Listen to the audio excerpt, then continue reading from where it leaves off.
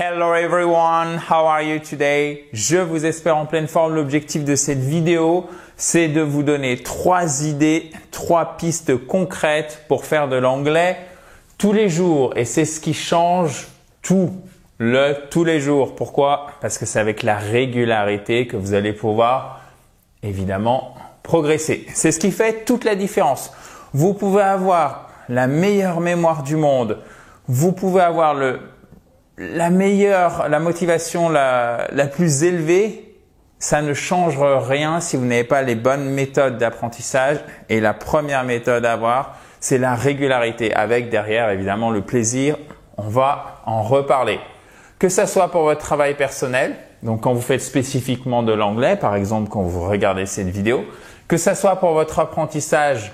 L'apprentissage, ça se fait bien sûr dans le travail personnel, mais ça se fait aussi, on s'en aperçoit pas forcément quand on pratique. On met en application ses acquis, mais en même temps, on va apprendre beaucoup de choses en même temps, encore une fois sans même s'en apercevoir. Et c'est à ce niveau-là que vous avez aussi de l'apprentissage. Donc l'apprentissage, il se fait avec le travail personnel et il se fait bien sûr aussi avec la pratique. Et vous voyez, hier, je discutais avec 2 membres des programmes d'iSpeak Spoken, donc Orline et Nanou, pour ne pas les citer. Et en fait, Nanou me disait, bon, moi, mon souci, c'est la pratique. Donc, comment je fais? Parce que c'est vraiment ce qui me manque. Et Orline me disait, je comprends vraiment bien, même à l'oral, mais dès qu'il faut parler, j'ai un gros blocage. Donc, ce qu'il faut faire pour vous, mesdames et messieurs aussi, bien évidemment, c'est de mettre en place des routines. Et derrière le mot régularité se cache la routine. OK? Pourquoi c'est nécessaire? Parce que ça vous permet de rester stimulé. Au bout d'un mois, toutes les études sérieuses qui ont été faites montrent qu'il faut environ 1 mois pour installer une bonne habitude. Donc, le plus dur, c'est le début. En revanche, ne surestimez pas les progrès que vous allez faire au début. D'accord? Pourquoi? Ça va faire comme ça. Au début, vous progressez et puis vous allez continuer. Donc là, on est super enthousiaste. Donc là, c'est le temps qui passe et ça, c'est les progrès. On est super enthousiaste et en fait, ce qui se passe, c'est qu'on commence à stagner. Ça serait une courbe parfaite. On commence à stagner et là, c'est dur. Et là, généralement, on abandonne si on n'a pas de méthode efficace. Et après, on reprend. On progresse, on stagne, on progresse, on stagne, etc. D'accord? Donc ça, on l'a tous vécu. Vous êtes peut-être en train de le vivre. Donc vraiment, il faut avoir des pratiques qui vous permettent d'ancrer votre rythme d'apprentissage. Et c'est ce qu'on voit exactement aujourd'hui. Et d'ailleurs, vous pouvez télécharger tout ce que vous voyez au tableau, toutes les diapositives, en cliquant sur le i en haut à droite. Et si vous êtes sur tablette et encore plus sur mobile, ça dépend des tablettes en fait, mais si vous êtes notamment sur mobile, vous avez non pas le i en haut à droite pour tout télécharger, mais vous avez le lien qui est juste au début de la description en bas, en dessous de la vidéo. Donc, première chose, indispensable. Alors oui, je sais, je radote pour les fidèles abonnés de cette fabuleuse chaîne YouTube. Il faut que vous ayez un cahier d'apprentissage, mais il ne faut pas le tenir n'importe comment. Le cahier d'apprentissage en anglais, c'est le logbook. OK? Vous verrez aussi parfois notebook, qui est plus le cahier de notes, le cahier d'exercice. D'accord? Pourquoi? Parce que en fait, quelle que soit la façon dont vous mémorisez, je sais que certains d'entre vous sont vraiment très forts pour mémoriser à l'oral. Certains d'entre vous sont meilleurs en visuel. Moi, je suis plutôt visuel. Certains d'entre vous ont besoin de toucher aussi. Donc là, ça va être un petit peu plus dur, sauf par exemple, si vous avez besoin de l'évocation des sens pour bien retenir, les histoires, ça marche très bien. D'accord? Donc, vous passez par le visuel avec les histoires et si vous mémorisez avec vos sensations, ça vous aidera vraiment à prendre du plaisir parce que vous allez voir, vous allez progresser. D'accord? Donc, que vous soyez plutôt mémoriser, quelqu'un qui mémorise par les sens, plutôt visuel ou oral, ça ne change rien puisque de toute façon, de manière générale, le cahier d'apprentissage, vous en avez besoin pour joindre la pensée à la parole. Donc ça facilite la mémorisation. Et surtout, derrière, ça vous permet de revenir régulièrement sur ce que vous avez vu et ce sur quoi vous avez eu d'éventuelles difficultés ou les erreurs que vous avez faites. D'accord? Donc ça permet de faire des rappels, de se rendre compte de ses progrès, mais aussi quelque part, c'est un signe de votre implication. Parce que quand on commence à écrire, on peut penser, on peut rêver, on peut dire je vais faire ça ou j'en fais de temps en temps, mais les écrits restent, les paroles s'envolent. Et quand les écrits restent, ça vous permet en quelque sorte de faire comme une promesse à vous-même, puisque vous reprenez 15 jours, 1 mois, 2 mois plus tard et vous voyez ce que vous avez fait et ce que vous n'avez pas fait. Et ça, c'est une bonne façon de s'impliquer aussi dans son apprentissage. D'ailleurs, personnellement, je vous conseille au niveau format, vous savez, vous avez le 21-29-7 qui est le format classique. Alors, vous pouvez le faire de manière digitale. De manière digitale, c'est bien. Moi, j'adore le numérique, bien évidemment. Regardez, c'est une chaîne YouTube.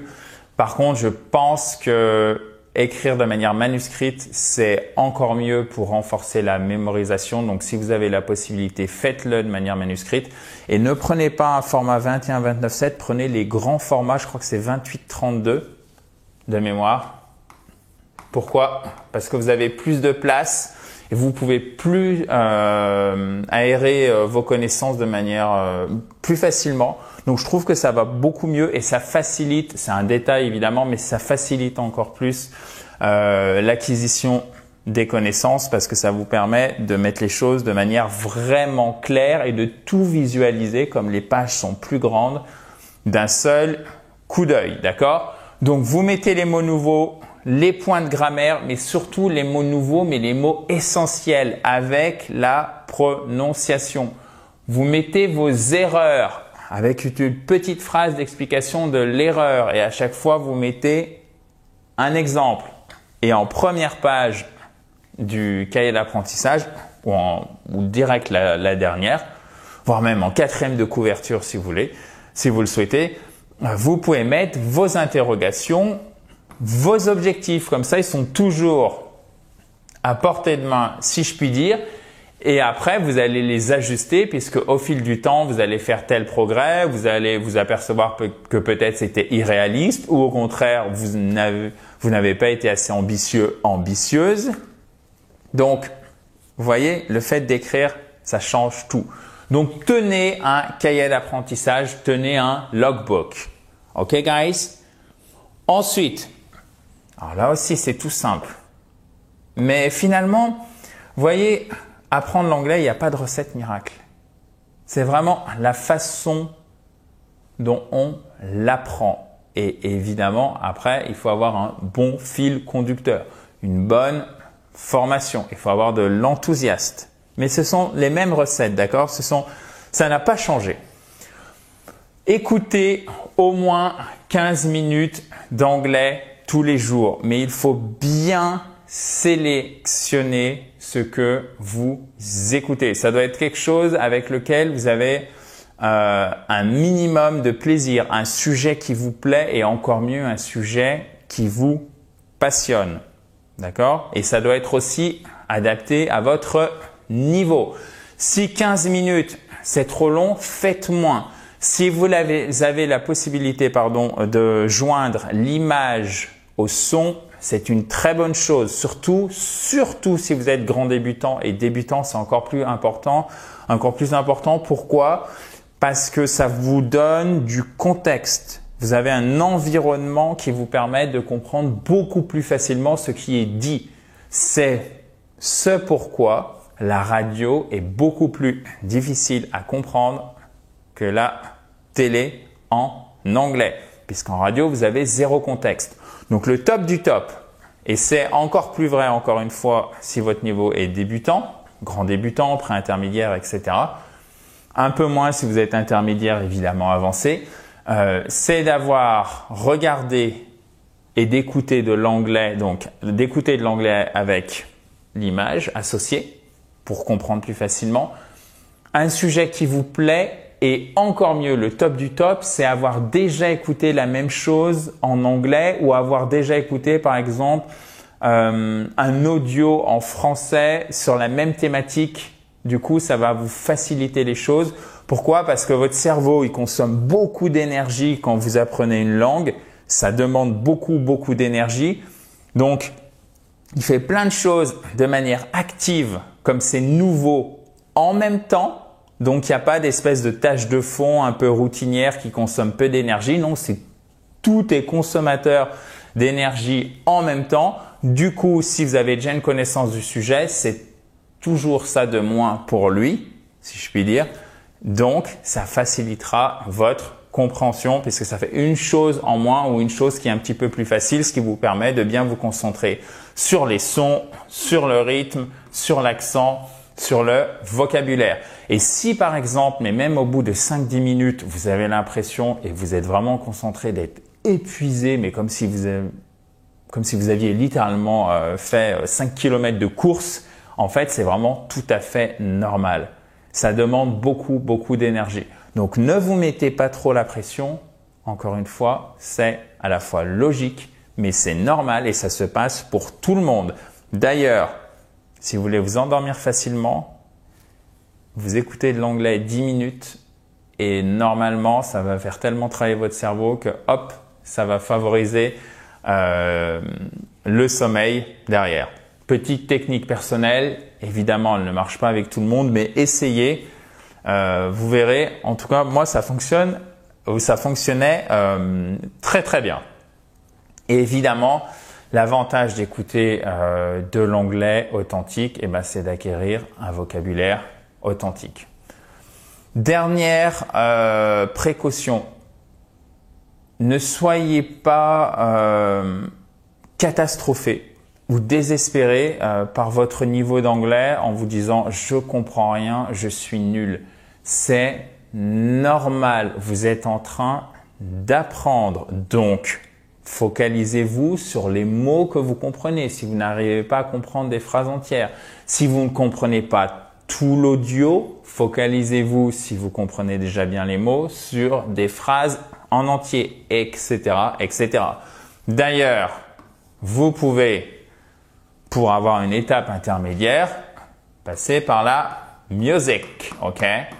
Donc, vous allez chercher les paroles d'une chanson. Ça, c'est écouter de l'anglais. Les paroles d'une chanson, ça s'appelle lyrics. Et vous la travaillez en regardant la traduction en français si besoin. Mais là aussi, si vous ne comprenez pas tout, ce n'est pas grave. Encore une fois, ce qui est très important, c'est de le faire de manière régulière. Ok? Ensuite, ce que je vous conseille de faire, donc là, je vous ai mis podcast, radio, chansons, films, séries, le top du top. Il y a même les dessins animés.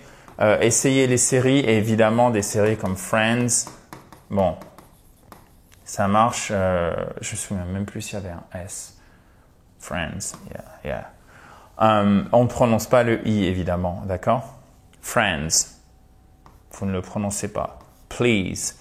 Les séries, ça marche bien. Podcast, il faut se méfier, sauf si vous connaissez déjà très bien le sujet et notamment, par exemple, vous êtes passionné d'équitation ou de soudure. Je puis vous assurer que vous allez trouver du contenu en anglais, c'est sûr et certain. Le gros avantage du contenu en anglais, par exemple, je vais l'expliquer avec le français, vous allez voir, on va le mettre en contraste avec l'anglais. Le français, en fait, c'est un peu piégeux dans le sens où il y a beaucoup de gens qui parlent cette langue, donc vous trouvez toujours du contenu, mais parfois ou assez rapidement sur des sujets pointus, ça devient réduit. Donc du coup, on a toujours tendance à se diriger vers l'anglais. Pourquoi? Parce qu'il y a tellement de gens qui parlent anglais et ça représente aussi tellement un poids économique que vous avez toujours des gens qui sont professionnalisés, spécialisés sur un domaine très précis et qui vous donnent du contenu de très grande qualité. Et c'est aussi ce pourquoi parler anglais et bien maîtriser l'anglais peut être véritablement génial. Ensuite, évidemment, correspondre avec un anglophone. Bon, première chose, là, sans pratique, vous ne parlerez pas anglais couramment. Ok? Je répète, sans pratique, vous ne parlerez pas anglais couramment. Comment je fais? Adrien, t'es super sympa, merci, ok, tes vidéos sont agréables. Seulement, ça va pas m'aider parce que autour de moi, chez moi, il n'y a pas d'anglophones, il n'y a même pas de touristes, etc. Comment je fais? Ça dépend aussi du pays dans lequel vous êtes. Donc, vous vous rendez sur tandem.net/fr. Conversation Exchange aussi, speaky.com, etc., etc. Tous ces sites vous permettent de trouver un correspondant. Attention, faites preuve de bon sens et de prudence. Nous sommes sur Internet, vous pourriez rencontrer des indélicats, des gens qui cherchent un partenaire plutôt qu'un partenaire linguistique. Je m'adresse notamment à vous, mesdames, faites attention aux lourdeaux. Voire pire, des indélicats qui cherchent une contrepartie financière, etc., etc. Donc vraiment, faites attention, faites preuve de prudence. Mais il ne faut pas non plus, si je puis dire un peu familièrement, flipper totalement. Pourquoi? Puisque je connais des centaines de membres de I Speak Spoken et vous pouvez notamment regarder les vidéos que j'avais fait avec Michel.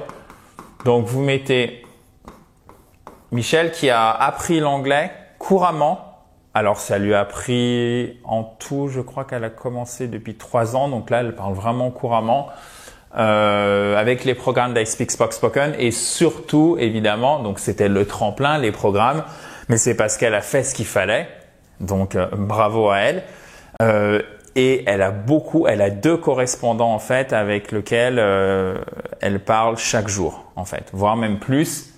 Vous pouvez aussi, vous tapez Michel I Speak Spoken, vous allez tomber directement sur les témoignages.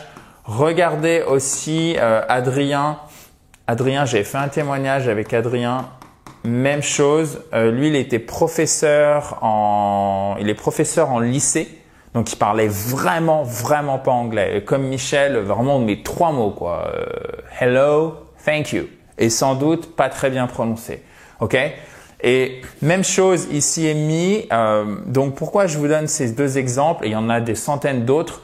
Tout simplement pour vous dire que c'est possible. Je sais que c'est dur, vraiment, je sais, j'ai été à votre place, j'ai été nul en anglais à la fin du lycée. À l'écrit, ça allait pas trop mal, mais moi, ça a toujours été la prononciation qui était délicate. Donc, une fois que j'ai compris qu'il fallait faire de la prononciation, bah, ça a tout changé. Comment on fait? Eh ben, on suit quelqu'un qui vous explique correctement la prononciation et après, on pratique. Ok? Donc, ne désespérez pas parce que trouver un bon correspondant, ça ne se fait pas comme ça. Ok? D'ailleurs, comme on dit claquer ses doigts en anglais, au passage, to snap one's fingers. Ok? To snap my fingers. Ok? So I'm snapping my fingers. Ok? Donc, ne désespérez pas, ça ne marchera peut-être pas. Il y a de fortes chances que ça ne marche pas du premier coup. Parfois, ça marche du premier coup. Donc, je suis toujours étonné. Ou parfois, pour certains d'entre vous, direct, ça a fonctionné. Parfois, ce n'est pas le cas. Petit conseil, prenez quelqu'un de la même génération que vous. Ça facilite les choses. Si vous êtes une femme, moi, je vous conseille plutôt de correspondre avec une femme. Ça vous évite beaucoup de problèmes. Je trouve ça d'ailleurs assez triste, mais là, c'est vraiment un conseil pratico-pratique. Ok. Et troisième chose, prenez quelqu'un, et ça c'est super important aussi, qui a à peu près le même niveau que vous en anglais. Donc, c'est-à-dire la personne va vouloir pratiquer en français. Donc, si vous êtes débutant, il faut qu'elle soit débutante ou débutant en français. Ça, c'est vraiment très important. Après, ne vous prenez, si je puis dire aussi familièrement, ne vous prenez pas trop la tête au niveau canal de communication, horaire. Vous demandez simplement à la personne ce qui lui convient, ce qui vous convient aussi. Avec les moyens technologiques modernes, vous n'avez pas de souci, que ce soit de la visio, SMS, ça peut être WhatsApp, Skype, le téléphone si vous le souhaitez. Donc, il y a vraiment, ce n'est pas un souci pour communiquer gratuitement aujourd'hui. Vous pouvez utiliser WhatsApp, à ma connaissance, c'est gratuit pour parler, même en visio. Vous pouvez utiliser FaceTime si vous êtes plus, par exemple, sur votre iPad. Vous pouvez utiliser Skype qui marche très très bien, etc., etc. Donc aujourd'hui, il y a tout ce qu'il faut au niveau canal de communication. Il suffit juste de bien s'organiser. Faites attention au décalage horaire, surtout si la personne est sur le continent nord-américain, ok? Et avant de parler, vous rencontrez la personne, vous voyez que ça peut fonctionner. Vous vous posez la question de qu'est-ce que je veux apprendre, avec quelle fréquence, enfin à quelle fréquence je souhaite pratiquer et quel est mon objectif. Ok? Ça, c'est vraiment très, très important. Est-ce que ça va être plus de l'anglais professionnel? Est-ce que ça va être plus de l'anglais de la vie quotidienne? Ou est-ce que de toute façon, vous voulez vous améliorer en anglais? Là, vous pouvez orienter. Ok? Et après, il y a plein de choses à faire avec votre correspondant. Donc là, je ne vais pas revenir dessus parce que la vidéo est déjà longue. Mais si vous manquez d'inspiration, vous m'envoyez un email. Je vais vous en donner de l'inspiration. Il n'y a aucun souci. Vous pouvez prendre un sujet au hasard. Vous pouvez faire, il y a plein de jeux vraiment sympas à faire. Et de toute façon, si vous entendez bien avec la personne, vous allez voir petit à petit, l'échange se fait naturellement. Donc ça marche bien. Et prenez des notes. Surtout, prenez des notes. Et alors là, c'est hyper important. To write down. Alors, to write, on ne prononce pas le S. OK? Oh my goodness, sorry guys. On ne prononce pas le W, OK? Donc, to write, c'est écrire. Et to write down, ça signifie prendre des notes. So, please write down your mistakes, okay? So, I want you to write down your mistakes. Okay, guys? Et évidemment, si vous le faites régulièrement, vous allez voir, vos progrès vont être, et je pèse mes mots, spectaculaires. Donc, essayez. La seule chose que je peux vous dire, je peux pas le faire à votre place, mais par contre, vous pouvez me faire confiance. J'ai l'expérience, ça fait des années que je fais ça et ça fonctionne. Et c'est pour ça que j'ai fait de longues interviews des membres. Vous en avez au moins 10 ou 15 sur la chaîne, vous pouvez aller les voir. Vous tapez témoignage I Speak Spoken. Donc, si ça a fonctionné pour eux, ça fonctionnera pour vous. Et chacun va à sa vitesse. On ne se met pas trop la pression. OK? Donc, une chose que vous pouvez faire, et ce dont on a parlé, c'est d'avoir un environnement complet. C'est tout ce dont on a parlé. En fait, d'avoir un environnement complet pour apprendre l'anglais. D'accord? Que ça soit votre logbook. OK? Que ça soit le travail de la prononciation avec des fichiers audio. Que ça soit évidemment des routines d'apprentissage. D'accord? Et donc, de la pratique. OK? Mais avant, vous vous posez la question de quel est l'objectif concrètement que vous voulez atteindre en anglais. Votre objectif ne sera pas celui de votre voisin ou de votre voisine.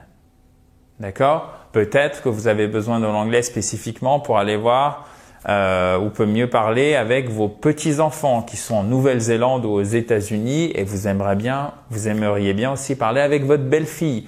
Peut-être que ce n'est pas du tout le cas. Peut-être que vous êtes dans l'Est ou dans le Nord de la France, vous travaillez pour un grand constructeur automobile. Tous ces exemples-là, c'est des exemples que j'ai eu très récemment. Et vous aimeriez, parce que la direction vous a dit, OK, dans 6 mois, on parle directement avec les fournisseurs et c'est tout en anglais. Donc là, ça va pas être exactement le même objectif. Donc, posez-vous la question de votre objectif. Ayez un environnement global dans lequel vous apprenez de l'anglais. Ça va pas vous prendre non plus 3 heures par jour. Vous pouvez adapter la durée, mais ce qui compte, c'est la méthode. Et une fois que vous faites de l'anglais, c'est l'intensité avec laquelle vous faites. Si vous êtes bien concentré sur de courtes sessions de travail, vous ferez des progrès très importants, c'est sûr. avec de la régularité, d'accord? Et offrez-vous une petite récompense de temps en temps parce qu'on n'y pense jamais, en fait, à célébrer ses accomplissements, ok? Et toujours en prenant du plaisir. Parce que vous êtes nombreux à me dire, pour moi, l'anglais à l'école, c'était pas très important. Ou j'aimais pas, ou j'aimais bien au début, puis après j'ai eu un prof, ça s'est pas très bien passé et du coup j'ai laissé tomber. Et vous vous retrouvez à l'âge adulte, on se retrouve à l'âge adulte à finalement devoir apprendre l'anglais par nécessité ou même par plaisir, par défi aussi personnel pour un certain nombre d'entre vous, pour les voyages, etc. Et finalement, vous faites le chemin inverse en vous disant, voilà, l'anglais, ça ne devrait pas être une corvée, ça pourrait même être un plaisir. Et ça, c'est évidemment la base de tout.